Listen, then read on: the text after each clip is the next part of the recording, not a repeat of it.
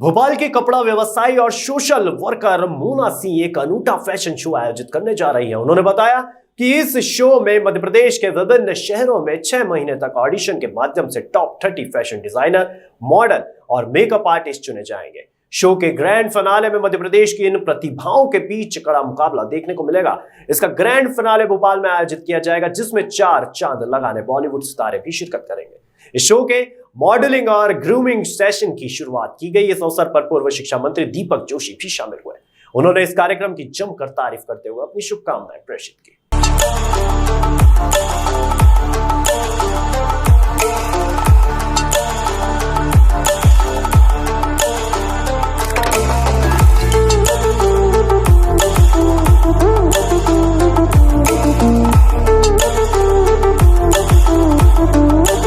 मेरा नाम रुचि मंशानी है। मैं अभी मोना जी से जुड़ी हूँ और जैसे कि इन्होंने बताया कि ये एक नया कॉन्सेप्ट एमपी में ला रही हैं। इससे पहले मैंने वेस्टर्न शोज़ काफ़ी किए हुए हैं और चंडीगढ़ में भी मैं अपने शोज़ करके आई हूँ।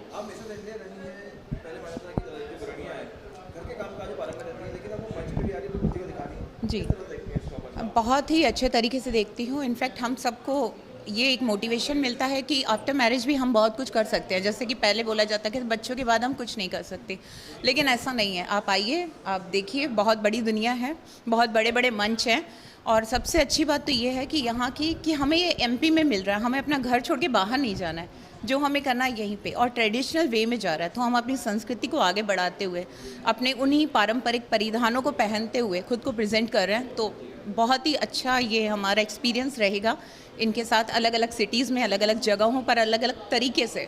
तो thank you Mona ji, thank you. मेरा नाम रुचि मंशानी, थैंक यू। जुड़ के ना, हाँ जी।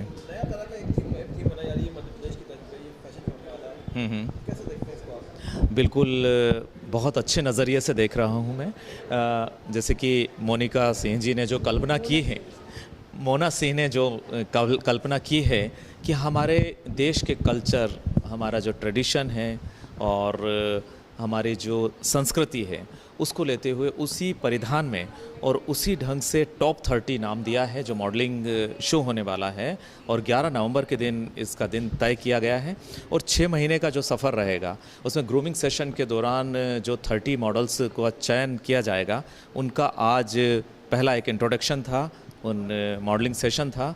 तो बहुत बहुत अच्छा लग रहा है कि एक नई तरह की थीम है कि जिसमें हमारे देश की संस्कृति को रिप्रेजेंट करते हुए नवोदित प्रतिभाओं को एक नया मंच दिया जाएगा, उनको तराश कर एक नया मंच दिया जाएगा। तो उसके लिए ढेर सारी शुभकामनाएं देता हूं मैं मोनिका सिंह जी को, और मुझे ऐसा लगता है कि इस तरह के आयोजन होते रहना चाहिए।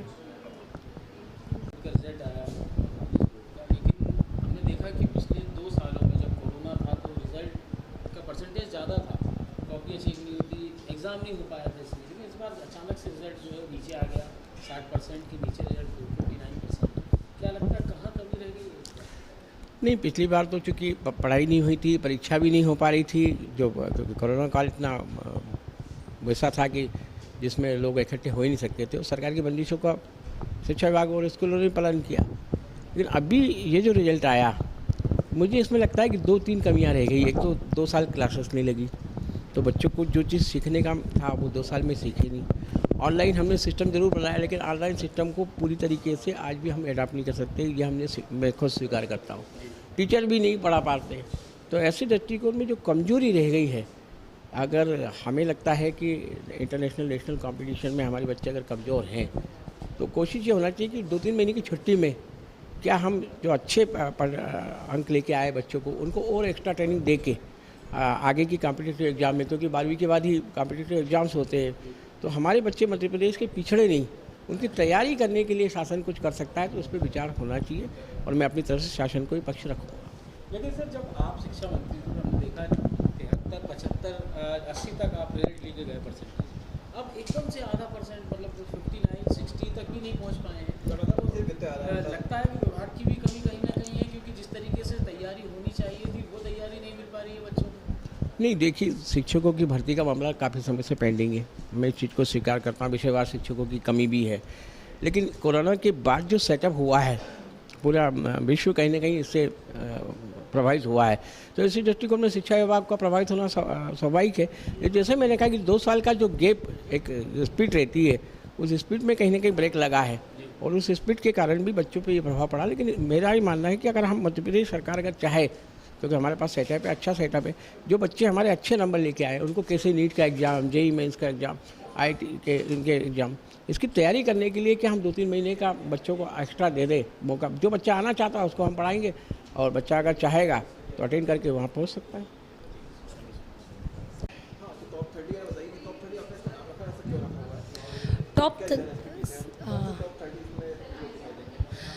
सबसे पहले ओम नमो श्री मंजुनाथा, परम पूज्य हेगड़े जी को मेरा सादर प्रणाम। आपके सवाल का मैं जवाब देती हूँ कि टॉप 30 मध्य प्रदेश का ये प्रोग्राम मैंने टॉप 30 इसलिए रखा है क्योंकि हमारे मध्य प्रदेश में कई प्रतिभाएं हैं और हम जब भी कोई शोज़ करते हैं तो कई बाहर स्टेट से भी लोग आते हैं, एमपी, गुजरात, मध्य प्रदेश, छत्तीसगढ़, राजस्थान।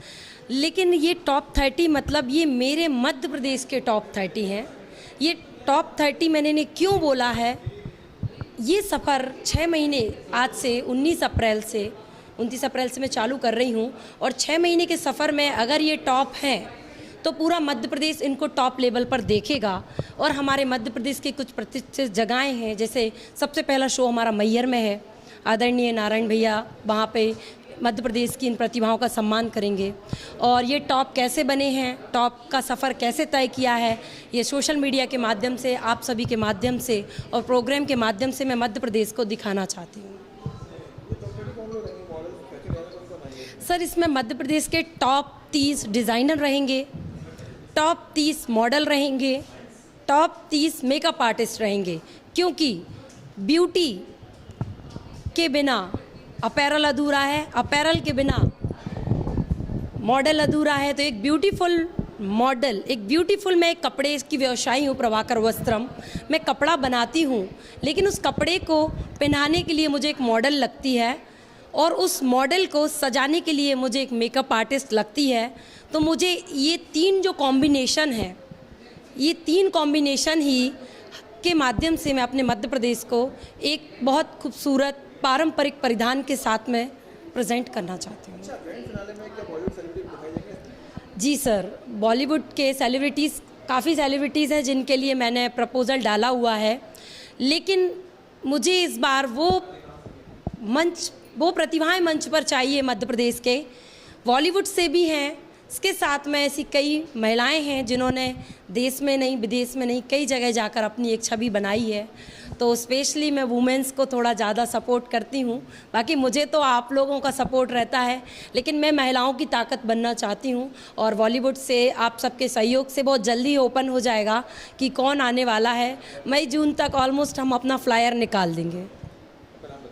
मैं Mona Singh Rajput Parihar. Thank you so much. ये जो आयोजन हुआ है, एक ग्रूमिंग के साथ साथ सरकार की योजना है उनको साथ में लेके ये पूरा प्रयास किया गया है। प्रभाकर वस्त्रम की मैं तो कहूँगा कि संस्थापक प्रणेता मोना सिंह को मैंने ITI के पढ़ाई के साथ देखा था। तब से लगातार उनका प्रयास रहा है कि खास करके हमारे समाज में मिडिल क्लास की जो बच्चियाँ आती है, जो मॉडलिंग में, फैशन डिजाइनिंग में कहीं से कहीं तक अपने आप को जोड़ना समझ नहीं पाती, जो समाज की स्थिति है उसमें।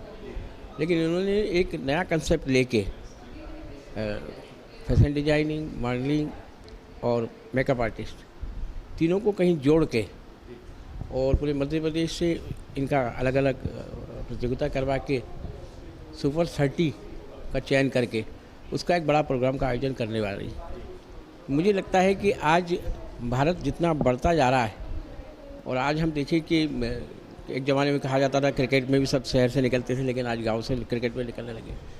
ऐसे इस विधाओं में भी हम निश्चित रूप से कह सकते हैं कि मोना सिंह जैसे लोगों के प्रयासों से ये भारत की जो प्रतिभाएं हैं, जो ग्रामीण क्षेत्रों में रहती है, कहीं ना कहीं कम पढ़ी लिखी थी, उस कारणों से इस स्थिति में नहीं आ सकती, लेकिन आज वो कहीं ना कहीं उभर रही है।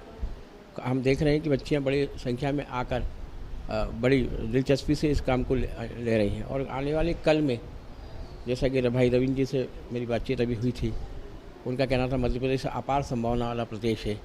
हमारे यहाँ काफ़ी वेब सीरीज और पिक्चरें बन रही है। हम प्रयास ये होना चाहिए कि जो लोकल आर्टिस्ट हो वो हमारा हो, लेकिन अभी हमारे यहाँ बड़ी कमी है इस चीज़ की, तो क्या उसको हम पूरा कर सकते हैं। इस चीज़ को लेकर चूँकि मोना को मैंने देखा था कि अच्छी उन्होंने स्किल डेवलपमेंट के लिए अच्छा काम किया, तो क्या इसमें भी स्किल डेवलपमेंट की संभावनाएं हो सकती है। और लग रहा है कि जब लोकल आर्टिस्टों को काम मिलेगा और हमारे लोगों को काम मिलेगा तो अपने आप रोजगार कहीं ना कहीं बढ़ेगा। तो ऐसे दृष्टिकोण में कैसे इसको जोड़ सकते हैं, इस पर एक विचार हम भी करेंगे, शासन तक पहुंचाएंगे भी, और पूरी कोशिश होगी प्रधानमंत्री और मुख्यमंत्री की योजनाओं में कैसे इनको सम्मिलित किया सकता है करने का प्रयास होगा।